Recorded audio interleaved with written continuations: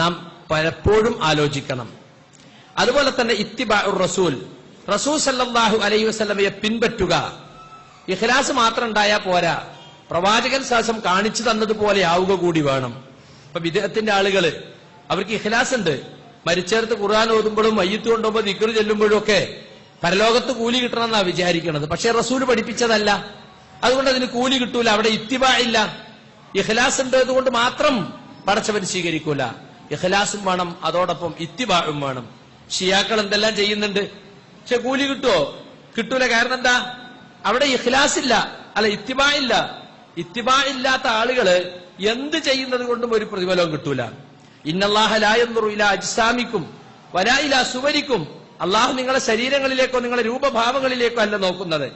വലാകിൻ യൻദുറു ഇലാ ഖുലൂബിക്കും വഅമാലിക്കും. നിങ്ങളുടെ ഹൃദയങ്ങളിലേക്കും ആ ഹൃദയങ്ങളിൽ നിന്നുണ്ടാകുന്ന അമലുകളിലേക്കുമാണ് അള്ളാഹു നോക്കുന്നത് എന്ന് ഹദീസിൽ കാണാൻ സാധിക്കും. ഖുൽ ഇൻ കുൻതും തുഹിബ്ബൂനല്ലാഹ് ഫത്തബിഊനി യുഹ്ബിബുക്കുമുല്ലാഹ്. പറയുക നബിയെ, നിങ്ങൾ അള്ളാഹുവിനെ ഇഷ്ടപ്പെടുന്നുവെങ്കിൽ നിങ്ങൾ എന്നെ പിൻപറ്റുക. കണ്ടോ?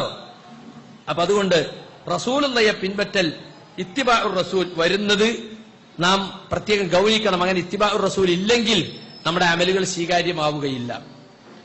ഒമ്പതാമതായി